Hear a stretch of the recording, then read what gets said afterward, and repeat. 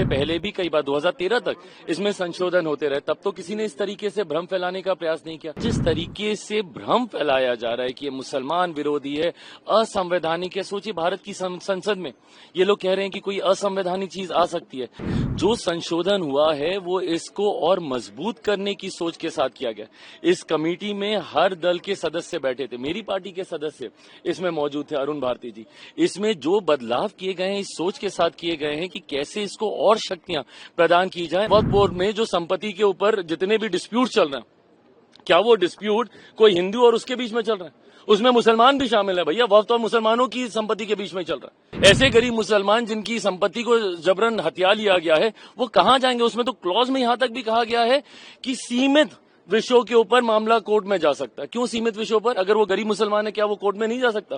क्या वो अपने हक की लड़ाई नहीं लड़ सकता? हर किसी चीज में समय समय पर वक्त के हिसाब से संशोधन किए जाते हैं, उसमें बदलाव किए जाते हैं। इससे पहले भी कई बार 2013 तक इसमें संशोधन होते रहे, तब तो किसी ने इस तरीके से भ्रम फैलाने का प्रयास नहीं किया। आज जिस तरीके से भ्रम फैलाया जा रहा है कि ये मुसलमान विरोधी है, असंवैधानिक है। सोचिए भारत की संसद में ये लोग कह रहे हैं कि कोई असंवैधानिक चीज आ सकती है। इतनी प्रक्रियाओं से गुजरने के बाद ये सिर्फ झूठ बोल बोलकर एक परसेप्शन बनाने का जो ये लोग प्रयास करते हैं। जो संशोधन हुआ है वो इसको और मजबूत करने की सोच के साथ किया गया। इस कमेटी में हर दल के सदस्य बैठे थे, मेरी पार्टी के सदस्य इसमें मौजूद थे, अरुण भारती जी। इसमें जो बदलाव किए गए हैं इस सोच के साथ किए गए हैं कि कैसे इसको और शक्तियां प्रदान की जाए और ऐसे लोग जिनके साथ संभवतः अन्याय हो रहा है, कैसे उनको न्याय दिलाया जाए। आज अगर इससे किसी को तकलीफ है या होनी चाहिए, ये वही लोग हैं जो इसमें भ्रष्टाचार करते हैं।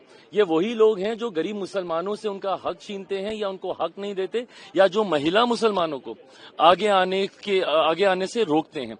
उन लोगों को जरूर इन संशोधनों से तकलीफ होगी। आज की तारीख में जो सकारात्मक संशोधन किए गए, भाई शुरू में हम लोगों को भी इश्यूज थे। कमेटी में हम लोगों ने भी अपनी बातों को रखा, पार्टी की तरफ से सुझाव दिए गए, पार्टी की तरफ से जहां पे जरूरी बदलावों की जरूरत महसूस हुई उसको हम लोगों ने किया। विटनेसेस के तौर पे कितने ऐसे मुस्लिम संगठन हैं जिनको हम लोगों ने खुद बुलाया, वहां पे उनकी बातों को रखा और जितनी जायज बातें हैं उनको हम लोगों ने स्वीकारने तक का काम किया। पर दिक्कत यह है कि विपक्ष जो भ्रम फैलाने का प्रयास करता है वो चाहते ही नहीं कि गरीब मुसलमान, जिसमें पसमंदा हो, अंसारी हो या महिला मुसलमान हो, जो लोग आगे आना चाहते हैं उनको ये लोग आगे आने से रोकते हैं। इससे पहले भी सीए के वक्त क्या हुआ था, यही भ्रम फैलाया गया था ना। देश भर में एक आगजनी का माहौल खड़ा कर दिया था। ये पुरानी संसद में मैंने खुद लोकसभा में खड़े होकर मैंने कहा था कि समय बताएगा आने वाले समय में कि भैया कौन से मुसलमान की नागरिकता छीन ली गई। एक नागरिकता देने वाले कानून को नागरिकता छीनने वाला कानून बताकर इन्होंने देश भर में आगजनी का माहौल बना के रखा। विपक्ष ने मुसलमानों के बीच इन्होंने भ्रम फैलाने का काम किया। आज फिर से वही चीजें कर रहे हैं। ये बात ये लोग समझ लें भैया। लोक जनशक्ति पार्टी में अपनी बात मैं कर रहा हूं और मैं व्यक्तिगत तौर पे भी अपनी बात करूं, मैं रामविलास पासवान का बेटा हूं। उन्होंने अपनी पार्टी को खत्म कर दिया 2005 में कि एक मुसलमान मुख्यमंत्री बने। उस वक्त क्यों नहीं विपक्ष का कोई सामने आया? आज राजद के नेताओं को इतनी चिंता हो रही है, कांग्रेस के नेताओं को इतनी चिंता हो रही है, क्यों नहीं उस वक्त 2005 में बिहार में इन्होंने पहला मुस्लिम मुख्यमंत्री दे दिया? मेरे नेता ने अपनी पार्टी को खत्म कर दिया। जिसके पिता ने अपनी पार्टी को खत्म कर दिया, मुसलमानों के लिए उस पे तो उंगली उठाई जाती है, उससे नाराजगी भी जताई जाती है। आदर्श मदनी साहब, ये तमाम तरीके के जो ऐसे लोग हैं, ये लोग मुझसे नाराजगी जता रहे हैं। पर संरक्षण किसका कर रहे हैं? जिनके बारे में 2006 सच्चर कमेटी की रिपोर्ट कहती है कि मुसलमानों के हालात क्या हैं देश में। कौन था 2006 से पहले? कांग्रेस समर्थित सरकार है केंद्र में। बिहार में कौन था? राजद की सरकार थी निरंतरता में 15 साल तक, 90 के दशक से लेकर 2005 तक। तो मुसलमानों के हालात खराब किए तो किसने किए? इन लोगों ने किए कि हम लोगों ने किए? और आज आप हमसे सवाल उठा रहे हैं, हमसे नाराजगी। जो विपक्ष आपको भ्रमित कर रहा है, जो आगजनी का माहौल बना रहा है, सीए को लेकर देश भर को इन्होंने जलाने का काम किया। किसकी नागरिकता छीन ली गई? आज वही भ्रम फैला रहे हैं। क्यों? क्योंकि लोग चाहते नहीं है कि जो कमजोर मुसलमान है, जो गरीब मुसलमान है या महिला मुसलमान है, उनको आप आगे आने दें। अपना आधिपत्य जता के रखना चाहते हैं कुछ मुसलमान ऐसे जो कि चाहते ही नहीं। आज मुझे बताइए, क्या वक्फ बोर्ड में जो संपत्ति के ऊपर जितने भी डिस्प्यूट चल रहे हैं, क्या वो डिस्प्यूट कोई हिंदू और उसके बीच में चल रहा है? उसमें मुसलमान भी शामिल है भैया। वक्फ और मुसलमानों की संपत्ति के बीच में चल रहा है।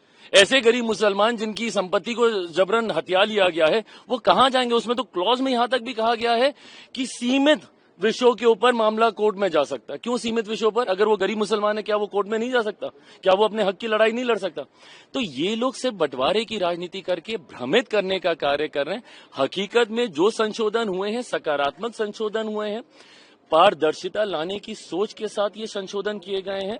मौजूदा स्वरूप में, जिसमें सुझाव लोक जनशक्ति पार्टी रामविलास के द्वारा भी दिया गया था, मौजूदा स्वरूप में जिस तरीके से संशोधनों के साथ इस विधेयक को लाया गया, लोक जनशक्ति पार्टी रामविलास इसका समर्थन करती है। सारे कंडीशंस को रिजॉल्व किया गया है।